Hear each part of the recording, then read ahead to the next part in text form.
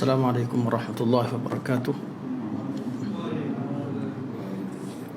Bismillahirrahmanirrahim. Alhamdulillahi rabbil alamin. Nahmadullah ta'ala wa nashkuruh wa nusalli wa nusallimu ala sayyidina Muhammadin alladhi ballagha risalah wa adda al-amanah wa nasaha al-ummah hatta atahu al-yaqin wa ala alihi wa sahbihi ajma'in. Subhanaka la ilma lana illa ma 'allamtana innaka antal alimul hakim. Rabbi shrah li sadri wa yassir li amri wahlul 'uqdatam min lisani yafqahu qawli, amma ba'd. Yang dimuliakan Tuan Imam, Tuan Kuasa, Ustaz-ustaz, Ustazah, hadirin hadirat yang dirahmati Allah. Pertamanya, mari kita merafakkan setinggi-tinggi kesyukuran kepada Allah Subhanahu wa taala kerana pada waktu maghrib yang mulia ini Allah Subhanahu wa taala pilih kita dari kalangan hamba-hambanya yang hadir dalam majlis ilmu, yang memanfaatkan sebahagian daripada masa kehidupan di dunia ini dalam menuntut ilmu Allah Subhanahu wa taala, terutamanya dalam memahami kalamullah, Hari ini merupakan siri keempat daripada kelas membincangkan tentang kandungan makna dalam surah Al-Alaq. A'udzubillahi minasyaitonirrajim. Bismillahirrahmanirrahim. Iqra bismi rabbikal ladzi khalaq. Bacalah dengan nama Tuhanmu, dengan nama Rabbmu yang menciptakan. Saya suka ulang sekali imbas untuk kita faham konteks. Agama Islam, agama membaca. Allah suruh baca dengan nama Allah. Syarat kita membaca, syarat kita tuntut ilmu, syarat kita mengkaji, iaitu mengkaji tentang segala perkara mesti ada unsur ketuhanan di sana. Mesti kita belajar menyebabkan kita kenal Allah, iaitu dalam sifat utamanya yang telah menciptakan kita. Khalaqal insana min 'alaq. Allah menciptakan manusia daripada alaq, itu alaqah, segumpal darah.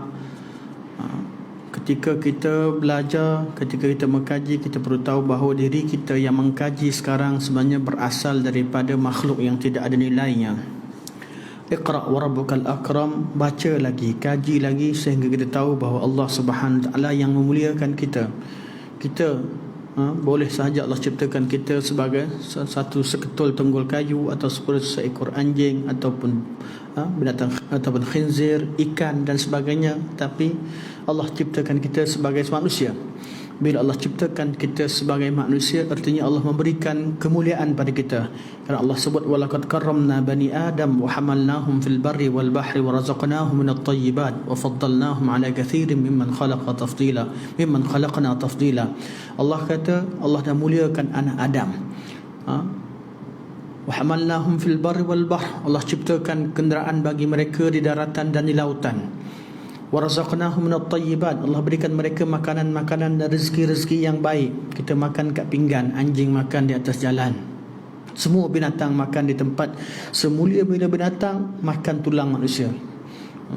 Allah berikan yang terbaik. Semulia-mulia jin makan tulang yang ditinggalkan oleh manusia. Walaqad karramna bani Adam. Allah khaskan pada bani Adam, anak Adam. Wa hamalnahum fil barri wal bahr wa razaqnahum minat thayyibat. Dan Allah kata wa faddalnahum ala kathirin mimman khalaqna tafdila. Dan kami lebihkan manusia ini di atas makhluk-makhluk yang lain yang kelebihan yang banyak. Jadi ketahuilah, bila Allah ciptakan sebagai manusia, Allah nak muliakan kita. Iqra wa rabbukal akram alladhi 'allama bil qalam. Dan sebab kita dimuliakan sebab Allah bagi ilmu. Alladhi 'allama, kerana Allah berikan ilmu pada kita. Dan ilmu yang ada pada manusia adalah ilmu yang Allah ajar dengan pen. Maksudnya makhluk yang lain mereka mengkaji dengan pengalaman mereka, dengan pengetahuan, dengan mata dan pendengaran mereka. Namun manusia mengkaji bukan sekadar apa yang dilihat, apa yang didengar, malah dia mengkaji sambungan rentetan ilmu-ilmu yang telah dikaji oleh umat terdahulu.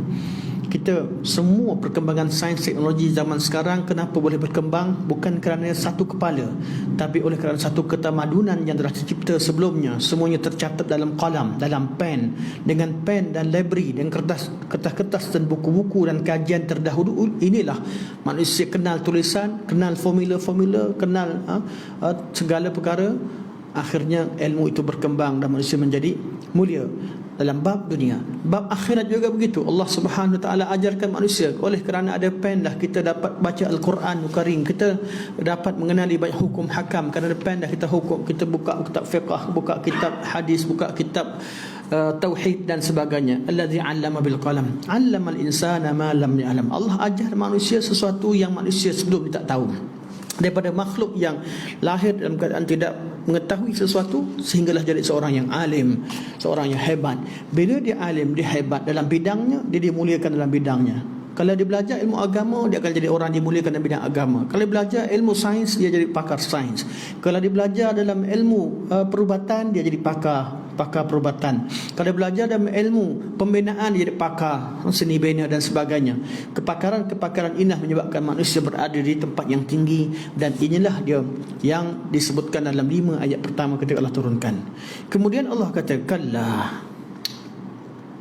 tetapi kalla, makna seperti saya sebut pada pertemuan yang lepas, 33 kali Al-Quranul Karim, dan semuanya atau hampir semuanya dalam surah Madaniyah, surah Makkiyah, di Makkah Al-Mukarramah.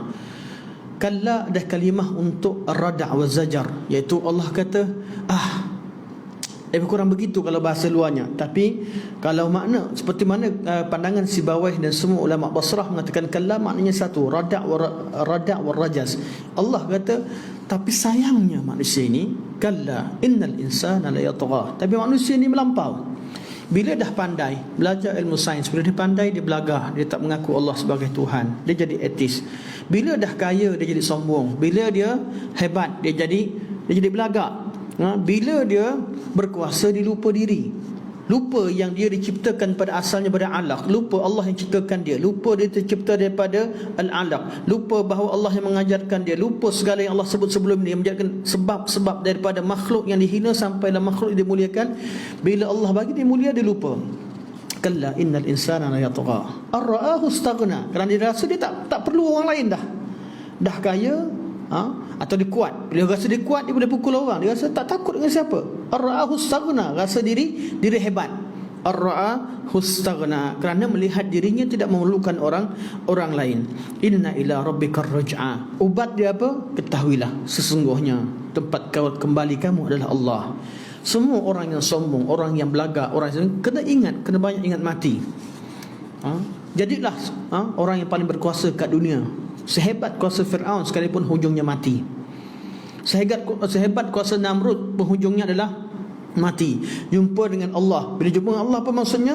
Allah rupa-rupanya apa yang ada pada kita hanyalah ujian. Tinggal Allah nak cek kita nanti kita lulus ataupun tidak.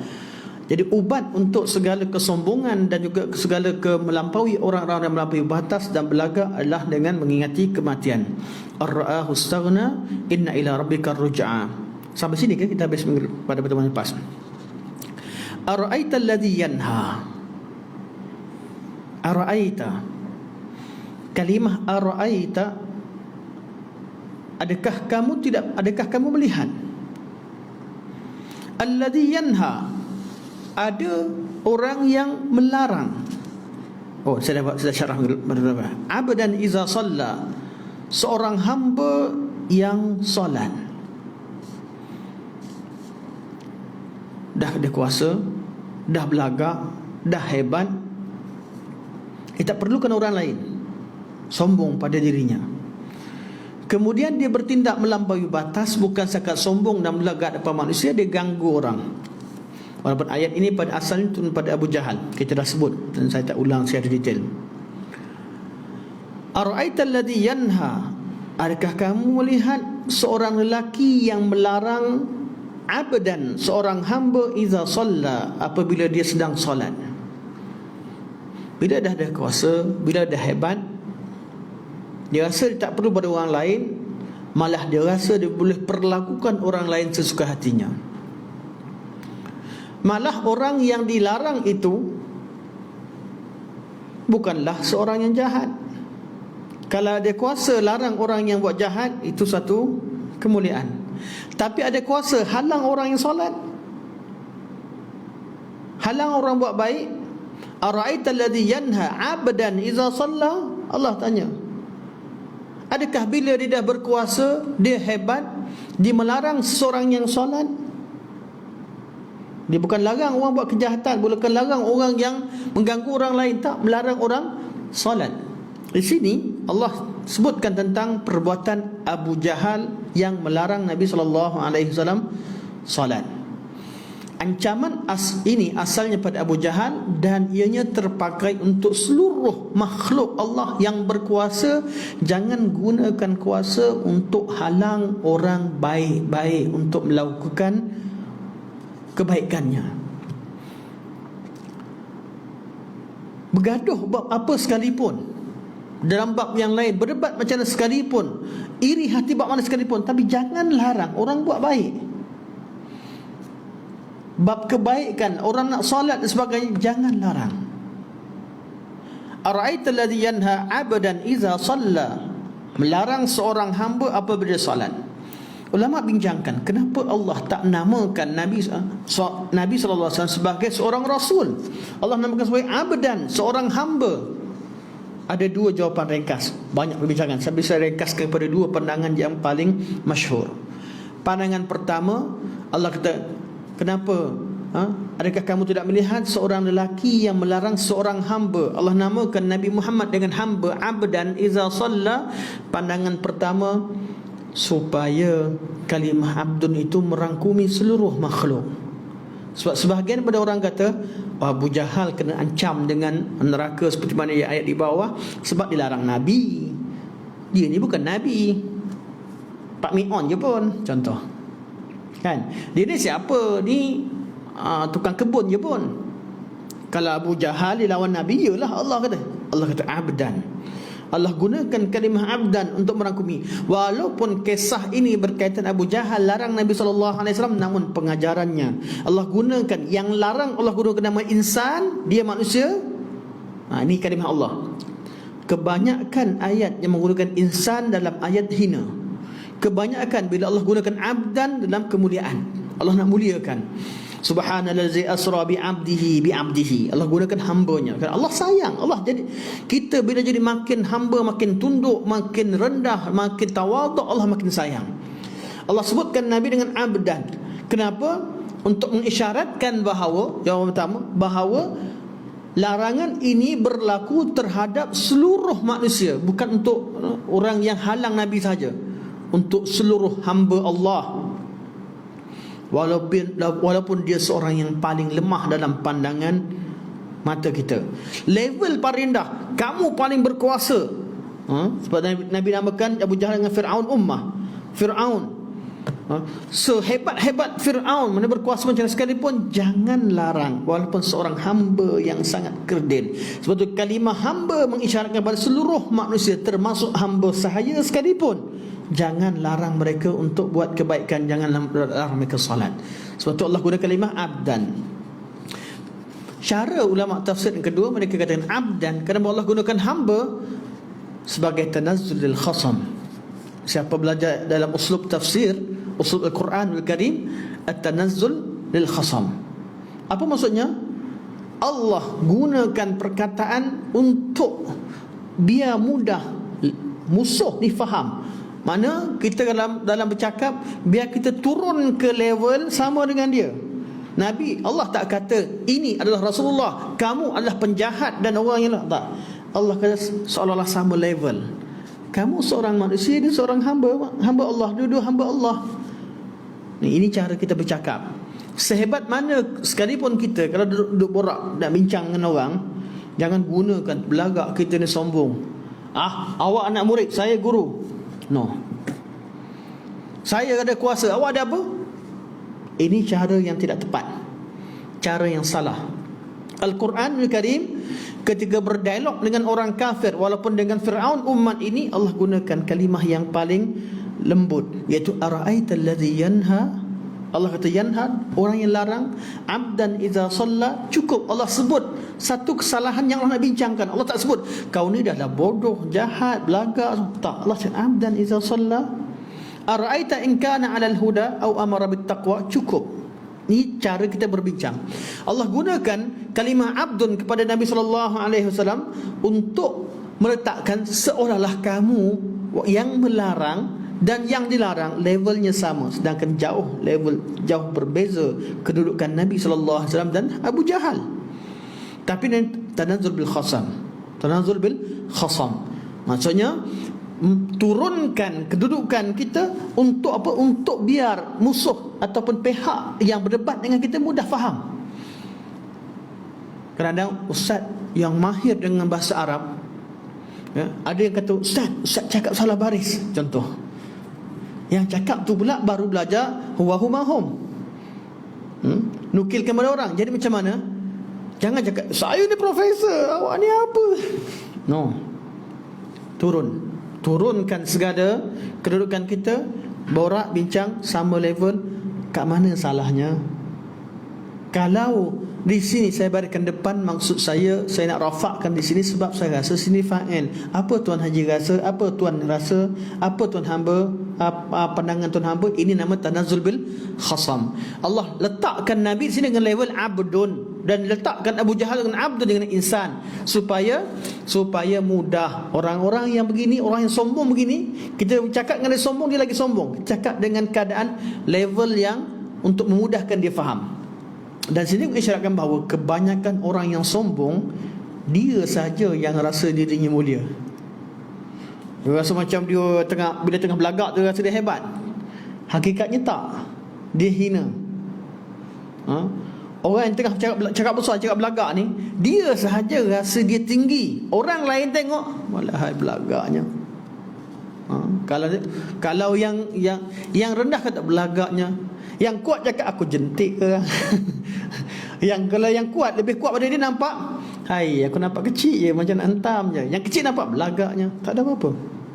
Sebab tu Allah kata ara'aital ladzi yanha 'abdan idza shalla. Okey, sini kita dah bincangkan, cuma saya detail. Kita masuk ayat seterusnya, ara'aita in kana 'alal huda.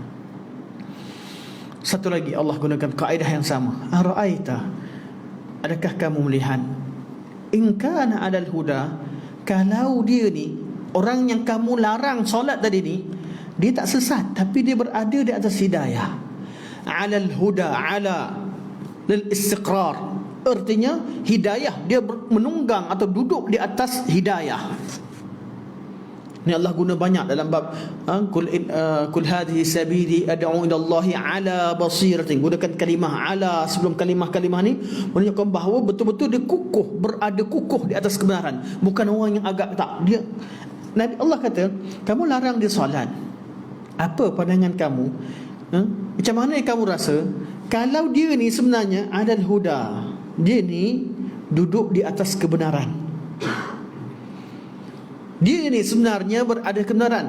Sepatutnya kata kau bodoh, senang. Abu Jahal pun tahu dia jahil. Nama pun Abu Jahal. Nama pun Abu Jahal. Walaupun dari segi masyarakat Quraisy dia dikenali sebagai Abul Hakam, bapa hikmah. Tapi dia sendiri tahu dia kejahilan, dia menolak kebenaran. Dan Abu Jahal kan mudah panggil, wahai Abu Jahal, diamlah kau. Senang. Tapi tak, Allah gunakan uslub yang lembut. Ara'aita in kana 'alal huda. Macam mana pandangan kamu kalau dia yang kamu larang ni sebenarnya berada di atas hidayah? Untuk mengisyaratkan apa? Kita ni kadang-kadang duk larang, kita duk marah, duk memusuhi seseorang, duk benci dengan seseorang sebelum tanpa kajian, tanpa tahu siapa dia. Berapa ramai orang-orang yang dikecam, yang dikeji, yang dikeluarkan, disebarkan kata kononnya dia ni sesat dan sebagainya, yang dituduh tanpa hujah. Kalau dengan hujah, ya benar, wajib kita menyatakan yang betul, dan juga wajib kita menyatakan yang salah. Yang mana betul katakan betul, yang salah katakan salah. Siapa yang betul kita muliakan, siapa yang salah kita halang. Ya betul. Tapi kalau tak tahu apa-apa, orang yang bertindak dengan kuasanya tanpa ada ilmu, tanpa kajian, tanpa ni, dan merasa belagak, sombong dan tak nak ni, Ara'aita in kana 'alal huda, macam mana kalau yang orang yang kamu larang solat tadi, dia pula berada atas kebenaran, 'alal huda, au amara bit taqwa. 'Alal huda artinya dia sendiri orang baik, duduk atas kebenaran. Kata. Yang kedua, adakah dia pecah belahkan orang? Adakah dia merosakkan orang?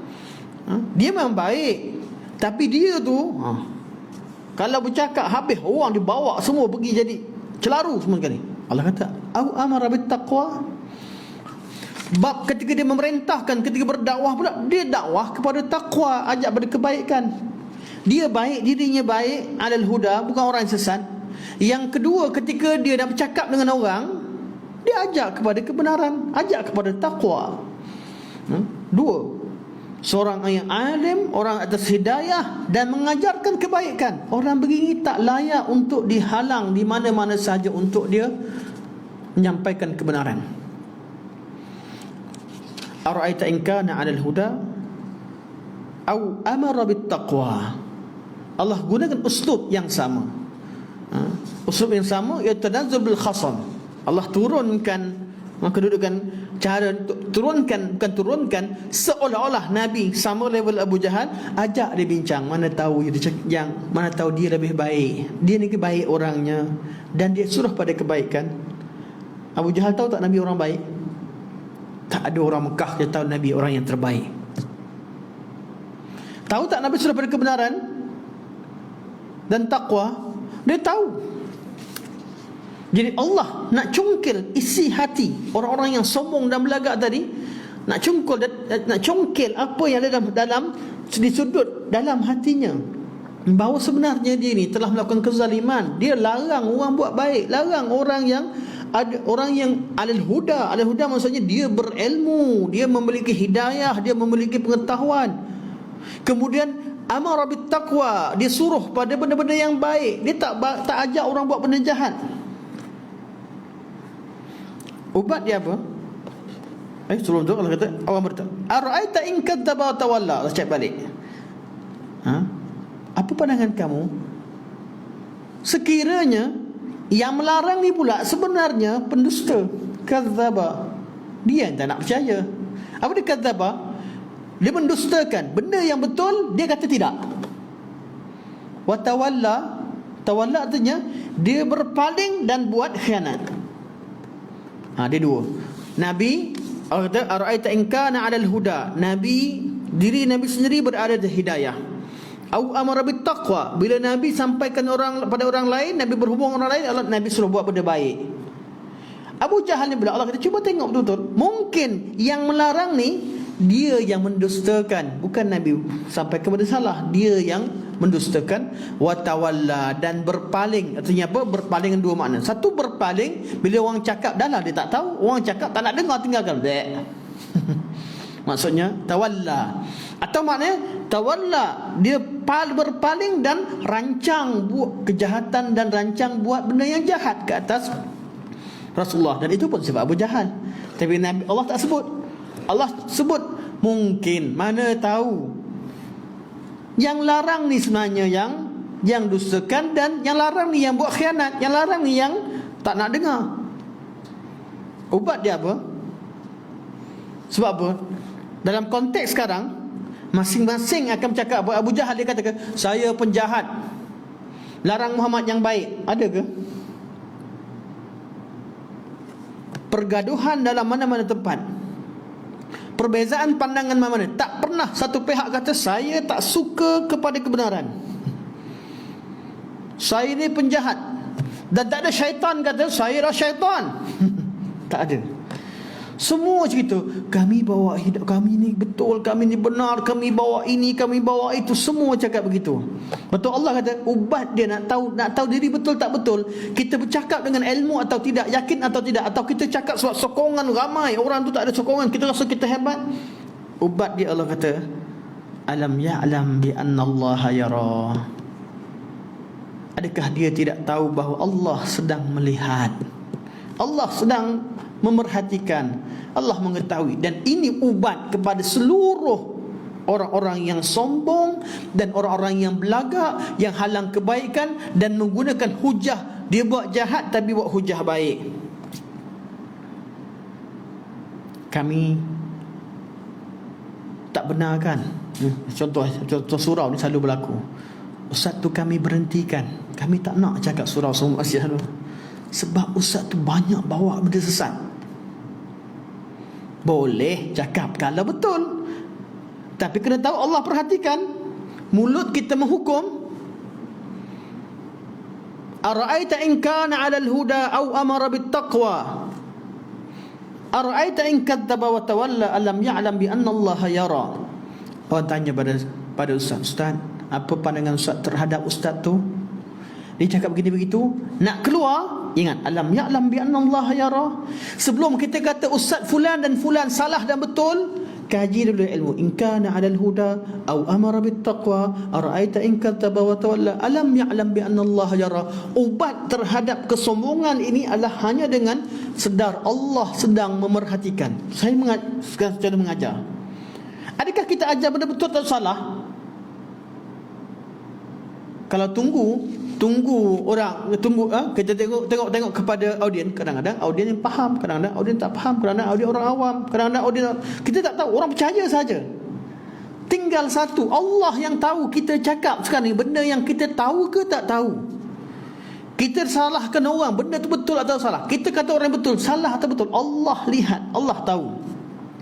Betul, dalam konsep berdakwah, hubungan pertama sebelum bercakap ialah kita kaji apakah yang kita sampaikan ini Allah redha atau tidak, sebab Allah yang lihat. Ru'yah bila sebut pada Allah melihat ada tiga makna.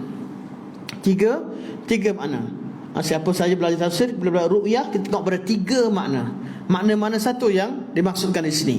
Ada tiga makna. Makna pertama ar-ru'yah maksudnya lit-ta'yid. Allah tengok, Allah lihat, artinya Allah bantu dan Allah tolong. Inni ma'akuma asma'u wa ara. Bila Allah perintahkan Musa dengan Harun pergi jumpa Fir'aun, Allah kata, pergi. Aku dengar, aku lihat, aku dengar, aku lihat. Aku bersama kamu, dengar dan lihat. Artinya apa? Allah bantu, jangan takut. Musa, Harun, kamu daripada Bani Israel, yang satu bangsa ditangkap jadi hamba. Kamu pula anak angkat kepada Fir'aun. Kamu pula buat salah, terpukul sehingga keluarga dia mati. Kamu balik, tapi dia melampau, pergi jumpa dia. Aku dengar, aku lihat. Musa takut. Ini bukan jumpa yang biasa, jumpa dengan Fir'aun. Masa Musa lari sekalipun daripada Mesir, lari sampai ke Madian, di negeri Madian, di negeri Arab, di tanah Arab sama ada Saudi atau Jordan. Nak jauh daripada Mesir, kuasa Fir'aun zaman tu. Tu pun Fir'aun tengah takut. Sampailah lelaki soleh ini, tahu dia katakan kepada Syuaib, kata, tenang, sini tak ada pengaruh kuasa Fir'aun, kamu tu selamat. Kuat besarnya kuasa Fir'aun, pengaruh yang besar, tentera dia maksudnya SB dia ramai. Musa pun masih takut. Dia tarakab, keadaan sangat takut tu, berjaga-jaga sampai ke negeri Madian sekalipun masih berjaga-jaga. Hebat kuasa Fir'aun. Nak balik semula, bawa diri, dah buat salah lari, nak datang semula, wahai Fir'aun, berimanlah dengan Allah, kamu bukan Tuhan, adakan kau sebagai Tuhan. Allah kata, pergi. Aku mendengar dan aku lihat. Artinya Allah sokong. Kadang-kadang ru'yah litahdid, Allah nak ancam.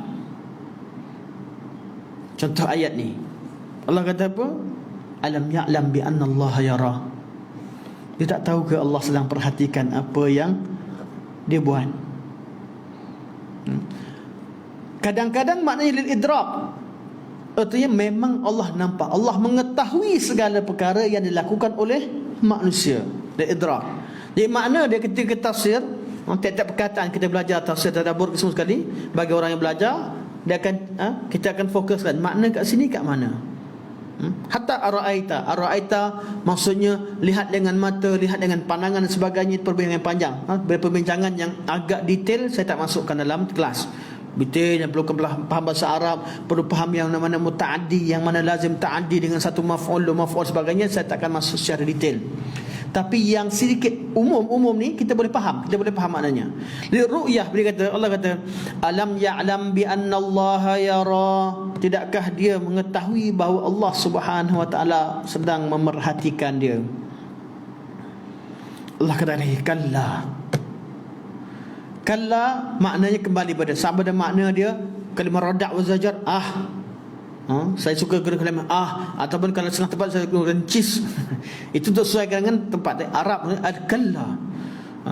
Tapi sebenarnya nak sesuaikan, boleh letak kalimah apa yang sesuai dengan kamus, sesuai dengan uslub yang sopan.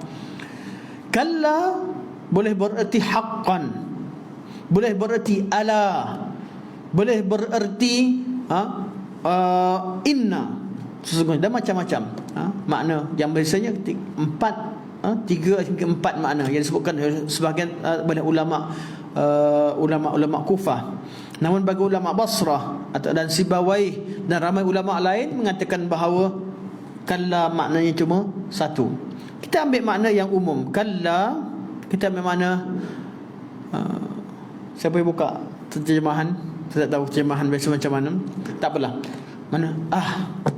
Saya gunakan uslub untuk kita mudah faham. Kalla la illam yantahi, kalau dia tak stop, kalau dia tak berhenti daripada kerja dia larang orang buat kebaikan, ancam orang buat kebaikan. Ayat ini turun sebab apa? Kita dah sebut Abu Jahal ancam Nabi SAW. Dia datang kat Kaabah, nampak Nabi tengah sujud. Dia ada kuasa. Dia kata, "Wahai Muhammad, kalau aku nampak kamu sujud sekali lagi, aku tarik kepala kau." Setengah riwayat sebut dengan berbagai lafaz, semua lafaz ancam. Aku tarik kepala kau, aku nampak kau sujud di sini lagi. Betul Allah kata, "Ara'aita allazi yanha 'abdan idza shalla, ara'aita in kana 'alal huda aw amara bit taqwa, ara'aita in kadzdzaba wa tawalla, alam ya'lam bi anna Allah yara." Kalla la illam yantahi, kalau dia tak berhenti daripada ancamannya dan tak berhenti, tak menghentikan tindakannya, dua-dua mengancam dan melarang, dan yang kedua bertindak. Sebab apa? Dia dah maki Nabi sallallahu alaihi wasallam, dah caci Nabi sallallahu alaihi wasallam sebelumnya. Dia nak larang Nabi. Allah kata apa? La nasfa'am bin nasiyah, kami akan tarik kepala dia di bahagian ubun-ubun dia, bahagian depan. Nasiyah. Dia ancam Nabi nak tarik kepada Nabi. Allah kata kami akan tarik kepala dia di bahagian ubun-ubunnya. Maksudnya apa? Ancaman Allah. Suatu Abu Jahal, ketika dia nampak Nabi solat, dia pergi nak pijak kepala Nabi SAW. Bila dia pergi, baru sampai ni, tiba-tiba dia melompat ke belakang, lari. Orang tanya, "Wahai Abul Hakam," kawan dia tanya, "kenapa lari?" "Aku nampak parit api yang besar dan ada lelaki yang gagah." Nabi kata apa? "La illam yantahi la nasfa'an bin nasiyah." Kalau tak stop tadi, pasti malaikat akan hancurkan dia. Sebab apa? Allah turunkan ayat. Bila buat baik, ada orang larang. Tak semestinya kena buat jahat baru orang larang. Kadang-kadang buat baik, sembahyang baru orang larang. Nak solat, nak suruh kebaikan, nak ajar kebaikan, nak mengajar kebaikan, nak mengajar ngaji, kadang-kadang ada orang sakit hati, ada orang larang. Jangan takut. Allah alam ya'lam bi anna Allah yara. Kalla la illam yantahi lanasfa'an bin nasiyah. Dan Allah ceritakan apa yang ada kat ubun-ubun Abu Jahal ni, nasiyatin kadhibatin khati'ah. Otak dia ni nasiyah, bahagian otak yang berada bahagian ubun-ubun ni, kenapa Allah tarik kat situ? Di sinilah otak yang memerintahkan kita buat bezakan yang betul dan salah, so kita buat atau tinggal. Saya tak tahulah bahagian otak, siapa yang belajar siapa yang kaji, tengok balik kajian sains Al-Quranul Karim. Kenapa Allah sebut nasiyah? Bahagian otak yang buat keputusan suruh buat atau tinggal terletak di ubun-ubun, otak yang bahagian depan. Namanya apa? Saya bukan saintis. Saya dah baca banyak kali tapi tak ingat macam mana. Bahagian otak berapa pun sampai sekarang masih tak ingat. Ubun-ubun lah. Bahagian sinilah yang menyuruh seseorang buat baik atau suruh buat jahat. Allah kata kalau dia berani buat Nabi SAW, kalau diteruskan, lanasfa'an bin nasiyah, kami akan cabut, kami akan tarik kepala dia dengan bahagian ubun-ubunnya. Nasiyatin, iaitu ubun-ubun, kadibatin khati'ah. Sifatnya kadibah, suka mendustakan, menipu. Suka mendustakan, suka menipu. Kadibah, khati'ah, ada dua sifat. Kadibah buat dengan sengaja, khati'ah tak sengaja. Orang yang menipu, lama-lama dia tipu pun, dia pun tertipu. Dia ingatkan betul yang ditipu tu. Betul tak? Dah terbiasa. Sehingga sebahagian daripada kesalahan dia buat tak sengaja tipu. Sebab apa? Sebab dah tipu dah. Dari dulu orang tanya jawapan, dia tipu macam tu. Sampai tak secara tak sengaja, secara spontan dia pun tipu macam tu. Kejahatan, benda-benda jahat ni, benda-benda buruk dalam syariat semua nampak buruk. Tapi Allah kata wala taqrabul fawahish ma dhahara minha wa ma batan. Betul? Jangan dekati benda-benda jahat, benda-benda buruk. Sepatutnya zina, tahu zina buruk ke baik dalam pandangan seorang bapa? Siapa yang nak benarkan anaknya, anak perempuannya dizina oleh lelaki? Tak ada satu bapa, tak ada seorang anak, tak ada seorang yang benarkan. Semua larang. Bukan sakat keluarga, tak ada siapa benarkan bangsa dia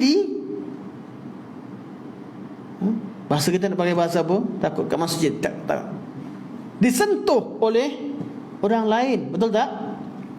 Ini sifat fitrah yang ada pada manusia. Tetapi kalau dekat dan didekatkan, benda yang paling buruk nampak biasa.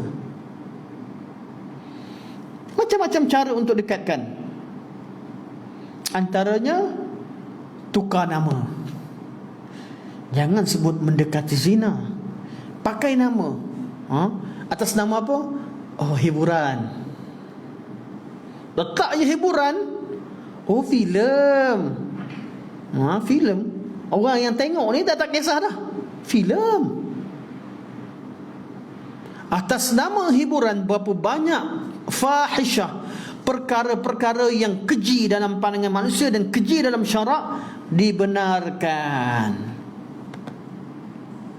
Kita pergi, tiba-tiba pergi selak kain bini, selak tudung bini orang, tengok rambut. Siapa yang benarkan? Tak ada. Tapi kalau dasar prank, hiburan, antara sukan, oh boleh. Boleh. Hilang segala larangan Allah, tetap larangan Allah. Kadang-kadang bab aurat sebagainya atas nama sukan. Oh, ini cerita ni pun sensitif juga. Isu seorang ustaz tegur pakaian atlet yang begitu. Ustaz dia pula dianggap hatinya kotor. Sebab apa? Nafsu dia kuat sangat. Orang sukan pun dipikir tentang ni. Orang cerita tentang hukum Allah, dia pergi hukumkan. Sebab tu orang-orang yang larang kepada kemungkaran sering dilekatkan dan dilemparkan dengan sifat-sifat ini. Sebab apa? Sebab dia nak tukar tajuk. Jadi hujungnya apa? Orang yang biar, orang yang tak kisah siapa buka aurat, siapa yang buat apa sekalipun, open, Masya Allah, relax. Siapa yang sensitif dan juga menegur, orang itu dianggap orang yang hatinya kotor, sangka buruk dengan orang, tak bersihkan diri, istighfarlah ustaz, taubatlah, ini dan itu. Ni punca apa? Apabila fahishah didekati. Benda yang buruk ni sepatutnya kita jauhi, tapi bila kita buat nampak biasa. Nampak ni nama normalisasi. Menormalkan benda yang buruk. Dalam bab apa sekalipun. Fahishah dalam Quran selalu digunakan pakai untuk zina ataupun liwat. Saya nak cerita apa? Nasiyatin kadibatin khati'ah. Otak ni suruh buat benda jahat, kadibah, buat benda suruh menipu, tapi lama-lama dia sendiri buat salah. Lama-lama buat salah, dia tak sedar sebenarnya punca asalnya kerana dia dah terbiasa. Nasiyatin kadibatin khati'ah. Ni sifat Abu Jahal dan terpakai untuk seluruh umat. Saya janji untuk habiskan, jadi habiskanlah insya-Allah. Fal yad'u nadiyah. Sebelum turun ayat ni, Abu Jahal dah buat begitu. Dia nampak api tadi, dia lari. Dan sebelumnya Nabi kata, kalau kamu tak berhenti, kalau kamu tak stop perbuatan kamu, Nabi jawab, Allah akan ancam kamu. Allah ada, Allah lihat apa yang kamu lakukan. Apa kata Abu Jahal? Kata, tahu ke dalam Mekah ni aku paling ramai sekali pengikut. Aku kata saja, pijak dia. Kenapa kau kena pijak? Allah kata fal yad'u nadiyah. Biar dia panggil semua pengikut-pengikut dia. Fal yad'u nadiyah. Biar dia menyeru dan memanggil. Sebab dia apa? Dia belagak. Di Mekah ni, dalam wadi Mekah ni, kawasan aku. Aku takut engkau, aku bijak engkau sekali pun. Kalau kau nak berani lawan, aku cukup panggil orang Mekah, panggil budak-budak semua orang aku. Aku kata fal yad'u nadiyah. Biarkan dia menjerit dan memanggil. Siapa yang dia nak? Allah kata sanad'u zabaniyah. Kami panggil zabaniyah saja. Siapa zabaniyah? Malaikat azab, malaikat yang jaga neraka. Sanad'u zabaniyah. Kami panggil artinya apa? Allah arahkan. Cukup. Panggillah siapa bantu dia sekalipun. Kami cuba perintahkan zabaniyah. Sanad'u zabaniyah. Cukup. Allah tak kisah panjang. Allah kata kalla, biarkanlah. Kalla. Atau maknanya tinggalkan dia. Atau maknanya haqqan, sesungguhnya apa yang kau boleh buat adalah la tuti'hu. Tak payahlah nak taat pada dia. Jangan takut dia. Nak buat baik, kamu nak suruh kebaikan, nak sampaikan manusia, kamu nak solat, kerana buat apa sekalipun, la tuti'hu. Jangan taat pada dia, jangan ikut dia, jangan takut. Wasjud. Sujudlah wahai Muhammad. Sujudlah. Waqtarib, dan dekatkan dirimu kepada Allah. Jangan takut ancaman Abu Jahal. Dan ini pengajaran untuk semua orang buat kebaikan.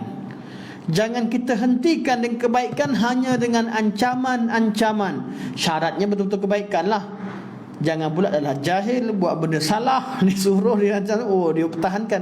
Tak betul. Sebab tu surah ni bermula dengan iqra. Kena belajar, kena kaji, kena tengok, kena yakin. Kemudian Allah kata ara'aita in kana 'alal huda. Pastikan kita betul-betul berada dalam hidayah. Pastikan orang yang musuh dengan kita adalah orang-orang yang memang berpaling, berdusta dan sebagainya. Barulah guna kaedah ni. Jangan pula bila orang suruh orang tegur kita benda salah, kita kata kalla la tuti'hu. Tak, kalau orang suruh benda betul, kita ikut. Ni cerita orang yang halang buat kebaikan. Kalla la tuti'hu wasjud. Sujudlah kamu. Waqtarib, dan dekatkan dirimu kepada Allah Subhanahu wa taala. Kerana dalam sujudlah waktu aqrabu ma yakunul 'abd. Waktu seorang hamba paling dekat dengan Allah Subhanahu wa taala wa huwa fi sujud. Ketika dia berada dalam sujud, fad'a Allah, maka berdoalah kepada Allah Subhanahu wa taala, atau kama qala sallallahu alaihi wasallam. Waktu paling dekat kita dengan Allah ialah waktu kita sujud. Allah kata wasjud waqtarib. Ini antara dalilnya. Sujud dan dekatkan diri kepada Allah. Masa tu masa paling dekat. Mana dalam hadis Nabi kata, maka berdoalah kepada Allah. Minta. Berdoa kepada Allah Subhanahu wa taala. Sini ada tanda apa? Tanda sajadah. Artinya di sini kalau kita baca Quran, kita baca kalla la tuti'hu wasjud waqtarib. Malah sekarang kita bincang sekarang disunatkan untuk kita sujud. Mari kita sujud pada Allah Subhanahu wa taala sebentar, masing-masing sujud pada Allah Subhanahu wa taala.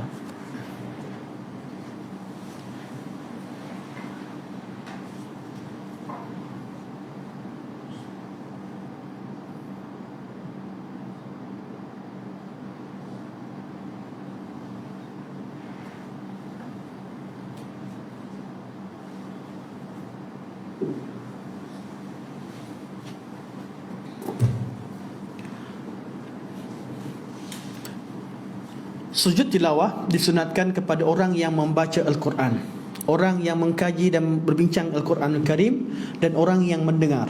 Semua sekali disunatkan untuk sujud. Boleh kita bersujud dengan sujud dan bersujud tilawah. Dan kita baca doa yang Nabi ajar, sajada wajhil ladzi khalaqahu wa sawwarahu wa syaqqa sam'ahu wa basarahu tabarakallahu ahsanal khaliqin. Sajada wajhiya, sajada telah sujudlah wajahku, lilladzi khalaqahu, wajahku sujud pada yang menciptakannya, wa sawwarahu, yang gambar, yang menjadikan bentuk dia begini, wa syaqqa sam'ahu, yang menjadikan telinga dia boleh mendengar. Sajada wajhil ladzi khalaqahu wa sawwarahu wa syaqqa sam'ahu basarahu, dan menjadikan mata dia boleh melihat. Tabarakallah ahsanul khaliqin. Maha tinggi Allah Subhanahu wa taala, sebaik-baik pencipta. Ini doa yang kita baca. Atau kalau ada yang sujud tadi, baca apa tak sujud, tak baca, dapat pahala tidak? Dapat pahala. Bacaan tadi salah satu daripada bacaan. Nak baca yang lain, subhanallah, subhanallah, subhanallah, subhanallah. Boleh tidak? Boleh. Kalau tak hafal boleh baca subhanallah, atau berdoa kepada Allah Subhanahu wa taala kerana perintah tadi sujud. Asalkan sujud, dapatlah pahala kalau tilawah. Okay, kalau kita baca ayat Quran sampai sini kita sujud. Kita bincangkan ayat Quran sampai kat sini kita sujud. Kalau dalam solat, sujud tak sujud? Sujud. Macam kita sujud hari Jumaat kan? Hari Jumaat tu sunnah kita, sunnah Jumaat sujud tilawah ke bacaan surah sajadah? Sebelum saya cerita lebih, ya? Hari Jumaat yang dituntut baca surah sajadah ke atau dituntut untuk sujud tilawah? Surah sajadah. Sebab saya ada setengah pada ada imam, saya nak tegur sama sekali tak tegur satu surau. Ketika dia solat, dia tak hafal surah sajadah, dia gantikan dengan surah ni. Lepas tu dia sujud. Dia dengan adik dia sama inna anzalna. Sebenarnya tuntutan hari Jumaat bukan sujudnya, tapi surah sajadah. Kebetulan kita baca sajadah, maka sampai tempat sujud kita sujud. Yang dituntutnya hari Jumaat sajadah dan surah insan. Yang sebab surah tu surah Nabi baca, itu Nabi kita ikut. Bukan sujud sajadahnya. Sujud sajadah tu kita sujud sebab kita baca surah sajadah. Sama seperti kita banyak kisah ya, ayat kita habis masa kita tamat. Cuma keadaan berlaku pertama kerana solat. Dalam solat kalau kita baca surah Al-Alaq, katalah imam baca wasjud waqtarib. Di sini boleh rokok habis surah dan boleh sujud. Jadi sujud ke rokok? Pilihan. Buat pilihan. Kalau rokok artinya takut orang salah, rokok ialah habis kan. Tapi kalau nak sujud boleh. Dengan syarat kita yakin bahawa orang belakang tahu kita sujud.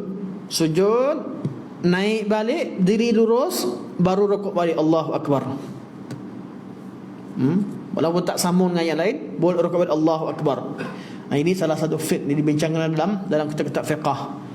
Dan tu kaedah, maksudnya kita sama wasjud waqtarib, Allahu Akbar, sujud.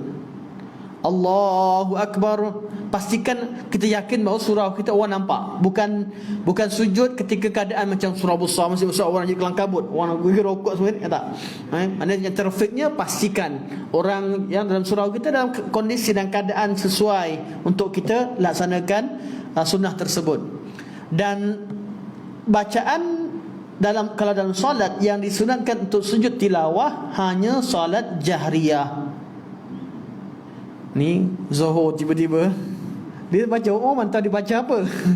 Wasjud waqtarib, Allahu Akbar, kelang kabut lima makmum. Kenapa dia sujud terus? Subhanallah, subhanallah jadinya. Dia hanya sujud salat jahar. Salat sir jangan. Walaupun baca sejadah.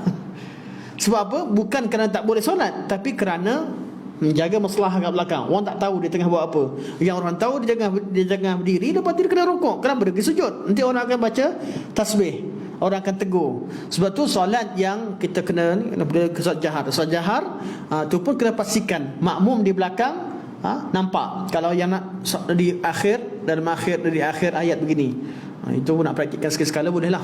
Atau beritahu dulu, senang. Beritahu dulu nak praktiskan. Kalau tak kelang kabut, dia sampai ke jatuh agama, ke pening kepala. Imam ni buat apa pula? Jadi nak amal. Jadi ada ramai imam buat pilihan wasjud waqtarib, abaikanlah, rukuk jelah. Kebanyakan imam pilih begitu sebab takut kita kelang kabut. Okey, dah sampai masa kita. Sampai sini saja. Subhanakallah walhamdulillah, asyhadu an la ilaha illa anta, astaghfiruka wa atubu ilaik. Wa sallallahu ala sayyidina Muhammad wa ala alihi wa sahbihi wa baraka wa sallam. Alhamdulillahirabbil alamin. Insya-Allah kita semua akan datang pada surah Al-Lail insya-Allah. Assalamualaikum warahmatullahi wabarakatuh.